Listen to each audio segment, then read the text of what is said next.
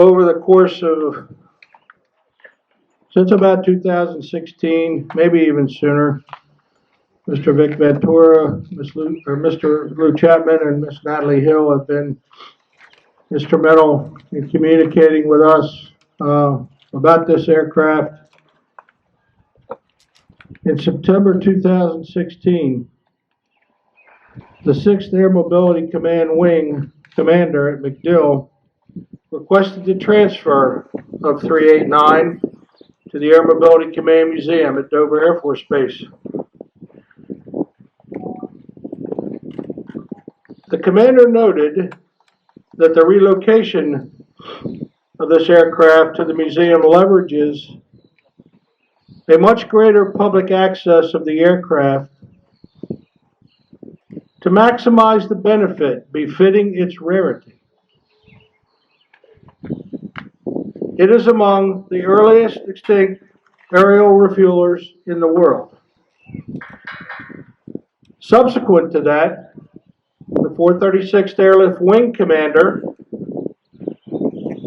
requested transfer of 490389 to the AMC Museum. And in January 2018, the first pieces of 389 arrived here at Dover, and restoration began. Over 70 years after KB-50J490389 was delivered to the United States Air Force, the aircraft is going through an extraordinary transformation. After years of exposure to the elements in the harsh Florida sun and the salt spray of the Mexican Gulf, the aircraft was corroding away from the inside. In 2018, when the aircraft arrived here, no one knew what lay ahead. Through years of hard work and the dedication of volunteers and specialists providing over 10,000 man-hours and 30,000 rivets, 389 is well on its way to being restored. Thankfully, with your help, the air refueling tanker's legacy from the Tactical Air Command will live on through one of its last true survivors. 389 provides the AMC Museum with the largest collection of tankers in the USA. There are only 2 left in the world, and only one on display, and it's sitting behind me here. 389 represents the early period of make-do propeller-driven bombers converted to tankers, incorporating the hose and drogue method of air refueling. The KC-97, which sits to the right, bridges the transition, introducing the flying boom method with auxiliary jets for more speed. The KC-135 on the other side tells the story of the first purpose-built jet tanker.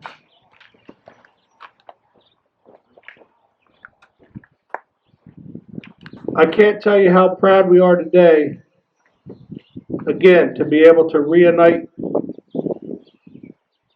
you with this aircraft, folks that flew this airplane, maintained this airplane, and we are so proud to be able to bring you together. We were hoping to have it painted up real nice and shiny for you, but the salt air of Florida prevented that, but we're going to get there. Trust me, we will get there. I want to recognize just a few folks because this is your day. This is your day. But I would be remiss if I did not say something about the museum volunteers and the specialists that partnered with this museum from the other side of the fence, both active duty and Air Reserve technicians, reservists, There's one of them here today in that bright yellow. He could actually go out and be a road guard right now, but Mike has been a consistent sheet metal specialist here from the start of this aircraft when it first arrived. And he's been the continuity between our volunteers and rivets going into this airplane. As you know, that's a specialty in itself. And cutting metal, bending metal, and finally getting it on the aircraft to look like something is a specialty in itself. And this young man here is a specialist and an expert. And I will tell you, we made a decision because this is your day that we're going to have with the wing leadership here another day to recognize these folks. So, but I wanted to point out Mike, he was happy to be with us today on his day off. And so Mike, thank you.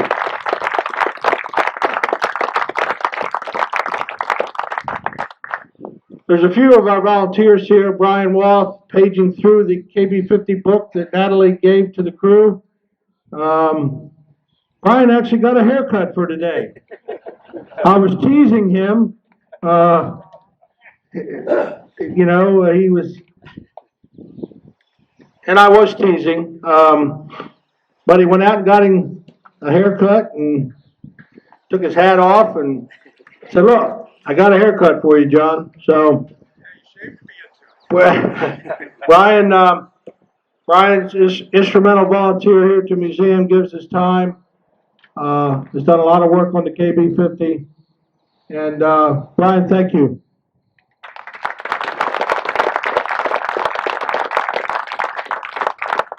These are not the only two folks that have done work on this aircraft. Obviously, there's a lot of volunteers that we're just now getting back into opening the museum as a result of the challenges of 2020 and what COVID has brought us. So a lot of our volunteers, 95%, which are over the age of 65, are just now starting to get back into things. So they're not with us today, but we recognize them for their hard work, and this airplane cannot go back together without their help.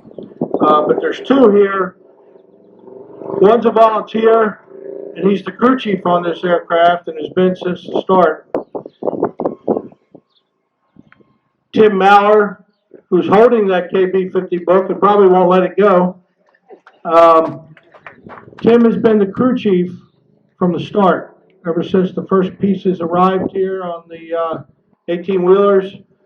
And he has guided the crew and managed to do some things that you just would not believe in getting the aircraft to where it's at today. Someone who's been with the museum for many years, started out as an active duty person here, and I can proudly say that March 15th of this year, was able to hire him as a civil servant restoration chief here at the AMC Museum. Les Polly.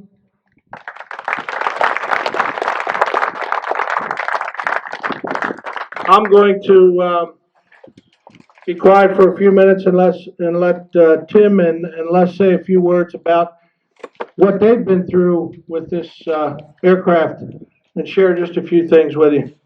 Tim, Les? Real quick, you know that old saying, if it doesn't kill you, it makes you stronger? This thing here will definitely, you know, we've come across a lot of strange stuff and everything else, and with Mike and Les and just doing the research, we've been able to hammer our way through it.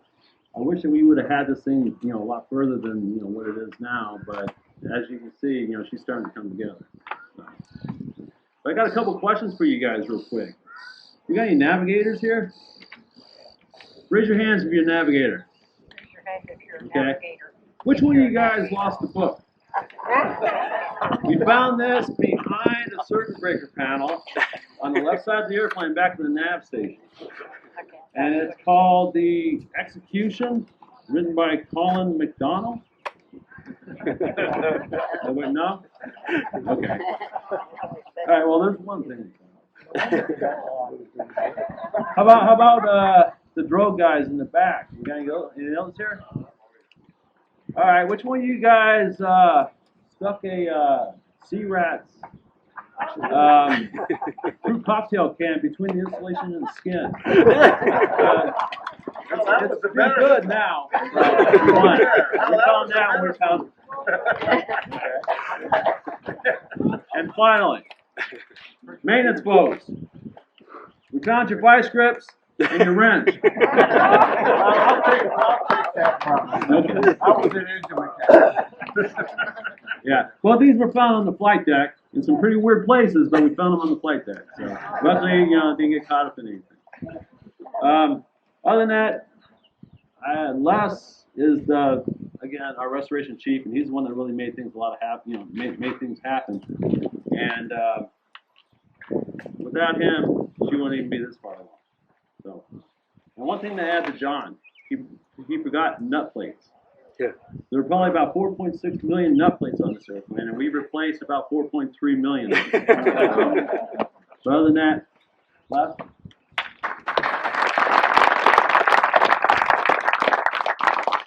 I had here before this plane got here.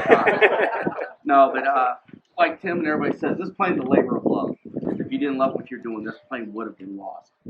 As much damage as we found, and basically, he's sitting there saying, "They tell me what they need, and I go find it."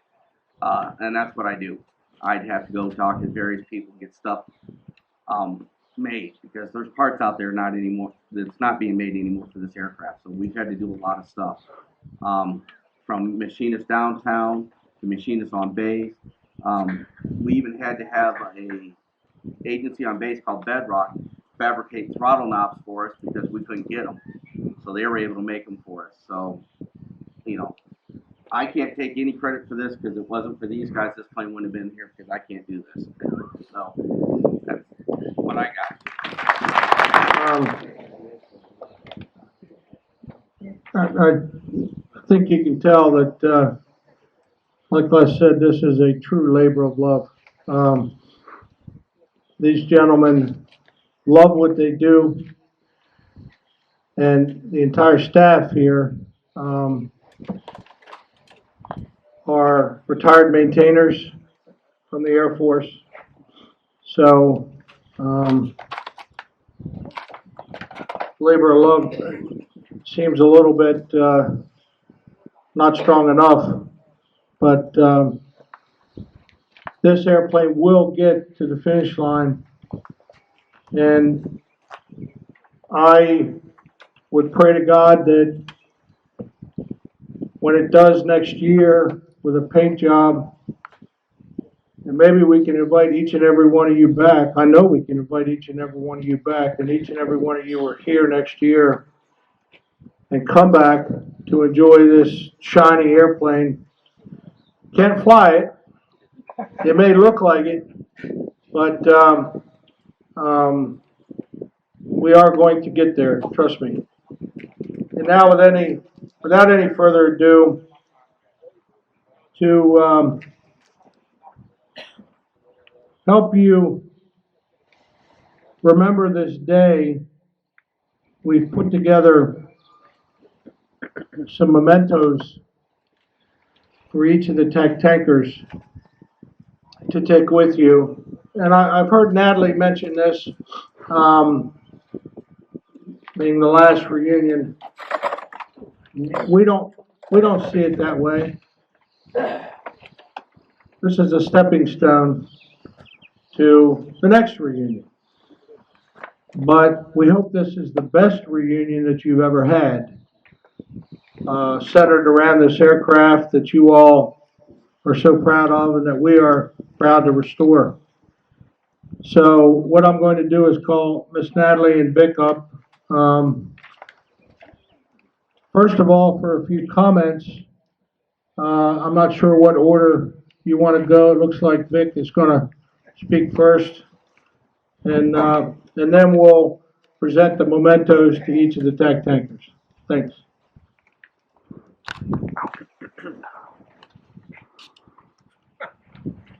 Thanks, Sean. A couple of people aren't here today, and there's a lot of them that I'll talk about here in a minute that will never be here because they're all people that died on 8 or 10 crashes. We've waited a long time, I think, for this moment, and here we are, and there it is. And we'll talk about a few things. And we started the project. I wasn't even a tank taker then, but we started the project in 2006. I have all the emails at home from past presidents and all the people that dealt with trying to the money we gave to Pima, and then they gave it back because they were going to do anything. And so it started in 2006, and we wanted to get something that reflects your accomplishments throughout your careers in the one part of your career in the Air Force. Just of late, after talking to our historian, the Air Force is kind of recognizing the composite strike force, and they're including these airplanes, KB-29s and KB-50s, when they talk about it. So this is the beginning of what they call the composite strike force. We have a member here, Ann, where are you? Ann Mills. Ann Mills is a writer, and she was a school teacher on the Azores for about 18 months. She learned how to fly from one of our pilots, and but she writes books about tragedies at flight. A really good one is the C-133, but she wrote one particularly about Shiva 80 was the call sign, and that's the name of the book. And everybody's looking for them. I think I have one at home, and so I'm going to try to make some copies for anybody that wants one. It's a story that you read it, and especially if you're a crew member, the hair stands up on the back of your head when you read these passages. It's just, you know that we had an airplane crash in Bermuda, and a guy in my refueling operator class at Shepherd was in it, and it took off, and he jumped out the back door, but he went out second, and the first guy didn't throw the door behind the fuel tank like he was supposed to. So when he jumped out, it caught him on the foot. And I talked to him after that, and he said, you know, I wasn't going to be married to this airplane my whole life. So I pulled the D-ring, and here I am. And he got back to flying again. He had a kind of badly injured leg, but he made it. I want to tell you some stories about this airplane. They spent 4,000 man hours before it left. I was at Biggs, and they had to keep the maintenance guys busy, or they'd be downtown doing the things they shouldn't be doing. And so they put, and there's a picture. A lot of you guys have it, and it shows a whole bunch of people lined up in front of this, and it was 4,000 man hours. And when it got to the guy that I flew with had been there the longest as one of the refueling operators. And the guy says, this is the best airplane we've ever received. Well, I went TDY through there on a 130 about a half a year later, and before you drive in the gate at the museum there, it was sitting on the hills that go up, and they had airplanes sitting there, and in the dust, and I don't think they wanted it. But you heard the story about how it went there, it came back, and so the reason it's here is I did some footwork down there, but the Air Museum at the National Air Museum started telling people, if you have an airplane out there, you need to keep it ready to go. And the second time they went down to MacDill, they looked at an F4, and they said, well, this is no longer restorable. You need to pay for it and get rid of this airplane. And I talked to that wing commander, and she was kind of surprised about that. And she talked to a couple of chiefs that worked for her, And they decided they didn't want to do this anymore. So that was kind of some of the impetus for this airplane leaving. And because we wanted it. And that's what pushed it out of there. But without Mike Leister was here before. Johnny Taylor took his place. So I worked a lot with Mike. He did a lot of work. But Johnny Taylor did the rest. Eric is a faithful assistant. They've done a lot of stuff. I've talked to them and they've put me around here many times. You can't do this without money. And a retired colonel from the reserves, or he was the wing commander, Don Sloan, he runs a beautiful foundation here, and they make a lot of money. And that's where they get dough for this. I was going to say they had $4 million. He said they had $4 million and one nuts on back nuts on these ones. Well, I'm number 2. So and then I got introduced today to Mike Kuberski, the guy in the yellow shirt, and they have to have him here. And he told me I don't let anybody on this airplane unless I'm not here. And he's a sheet metal guy, and he knows what he's doing. And they're going to get another English wheel that's more complex. I wrote about that a long time ago in our newsletter.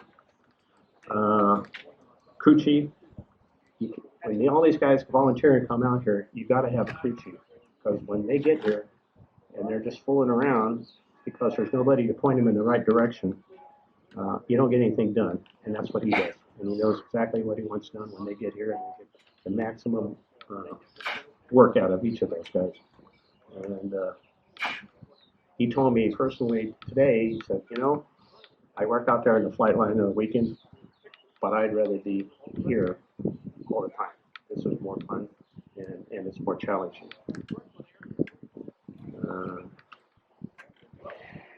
Jeff Brown is here today, and I talked to him a lot recently.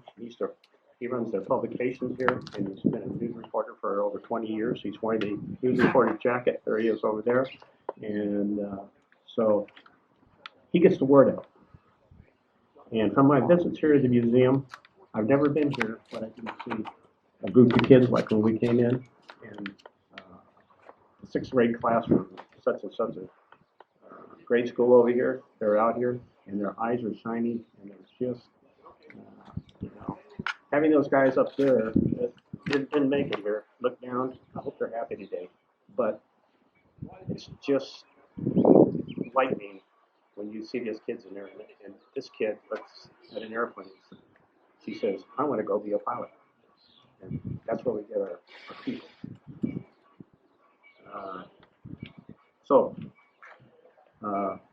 They have thousands of volunteers here over the course of their and this doesn't happen unless you have these guys and they're energetic and they want to do it. So I just like to give them a really good.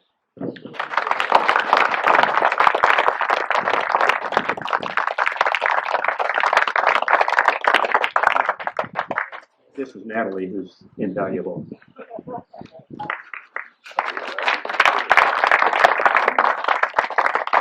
Well, folks, there's a person that was in my life for a while that pictured this one day, that we would all be here with the birds that they wanted to reserve for future references for the generations to come. So I think we've achieved that particular goal, and I'm very, very proud of you all that helped doing this. And I think his main thing was, as far as the organization went, Nate was a guy that loved to be with his buddies and get the people together at least every year to see one another, talk about old times, because you spent so much time within your squadrons. And that meant a lot to him. And he was in 2 squadrons. My first husband flew the KB-50 in the 421st in Japan. And so he was a pilot too. So I have a special attachment to the whole organization and the military. Even when I was in college, they had an organization called ROTC, which you may have heard of. But they didn't have women in the ROTC. They started down in Miami, they had a group called Angel Flight. And Angel Flight was for the ladies that would come and support and march with the ROTC guys and help them in award ceremonies and kind of be the fluff on the side. Well, they started a chapter at FSU where I was a senior, and I got my wings then. So I was on that chapter and felt very close to the military. I cared about the people that were in it. I know the service you are doing for your country. So my role in this whole thing has been to see that you all got together once a year, had stuff to do, time to do it in, and chances to renew past memories of when you flew. And of course, being next to a plane that you all had something to do with, that's important too. So enjoy the day, and tomorrow we'll enjoy the last banquet, and I'll be talking a little bit more then. So thank you very much.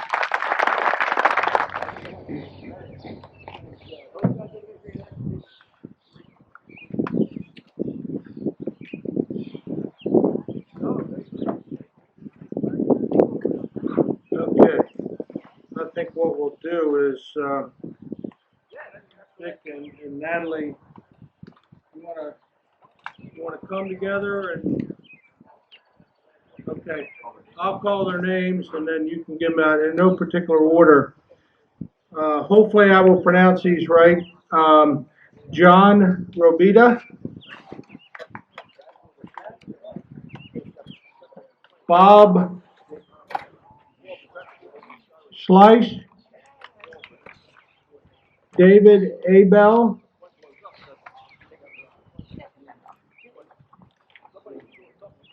Al Dezen, Pete Zuras, Frank Genmard, or Genard, I'm not sure if the M's. Shamar. Jamar, okay. Patrick Selfridge. Over here. Harvey Margulies. Okay.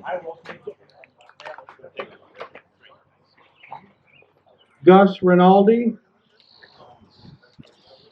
Matt Matthews. Harold Elliott.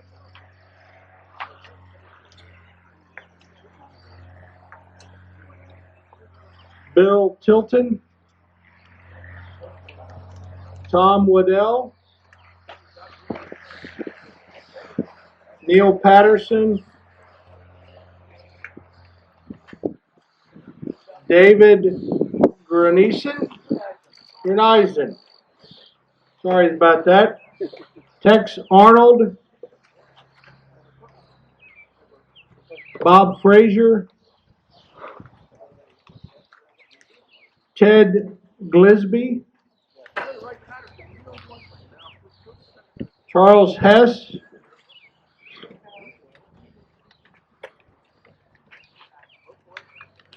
Pappy Boynton.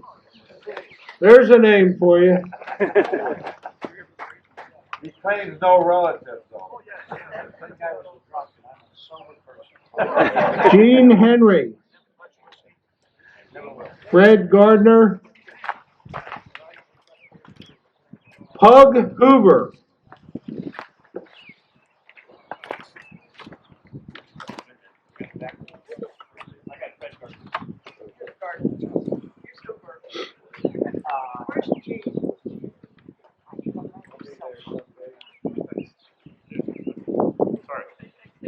You got excused, Vic. He was just a pilot. Come on now. You know how those pilots are. Charlie Clark. Mike O'Leary. I know I'm going to mispronounce this. Charles Hopfitch.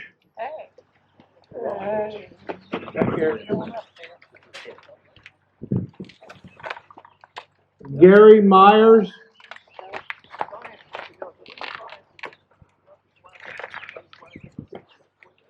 Jim Odell.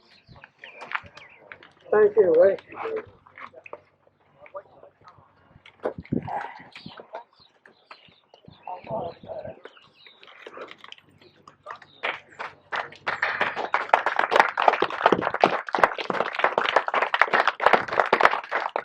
Ken Kruger, Bob Say, Harry Hansen, John Ambrose,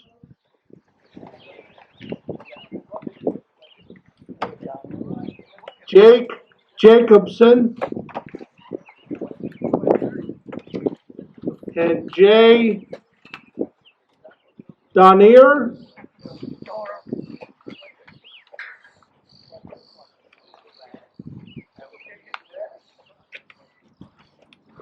Bill Wolford.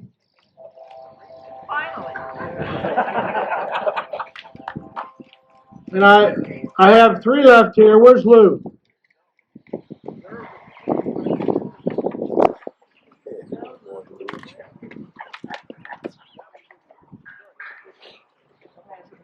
No, no, I'm not going to ask Lou to speak. That's what they just told me that. So, I'm not being disrespectful, Lou. Your cohort said don't ask you to speak. But I saved these 3 because you 3 are the administrative body of the TAC tankers, the way I understand it. Okay, and the way private organizations are made up. Is that, am I saying that right? Okay, so, Mr. Lou Chapman. Miss Natalie? Thank you. This has to move.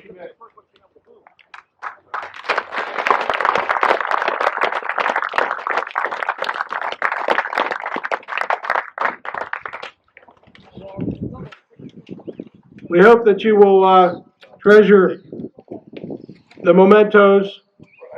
And yes, that is an actual piece of 389. In case you haven't opened it, it's a 2-inch by 2-inch piece. Where's my restoration chief? Yeah, he's back there hiding because he cut them pieces up for me off of some old panels. So that's a piece of 889 that will always be with you. And a museum coin to commemorate this day. But I'm going to close today, and I don't want to be beaten up by my gift store. So they told me to make sure that I let you know that they've got merchandise for you all to purchase in the store. Coffee mugs, t-shirts, and hats that they ordered special for this day.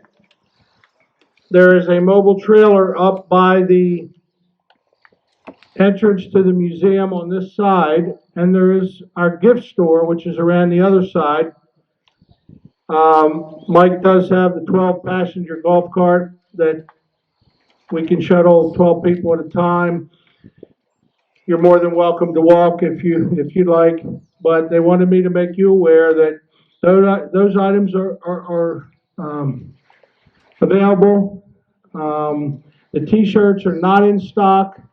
However, if you want one and purchase one, they will get your name, address, and ship it to you free. So they're very excited about that, and today be able to get that merchandise. Unfortunately, UPS and USPS do not cooperate with the t-shirts, but they actually have the hats and the mugs in stock. There was one other thing, but as you get older, you forget. I say that. Called a brain fart? Yeah. Yeah, I have a couple of them a day at least. Thank goodness they don't, there's no smell with them. Okay?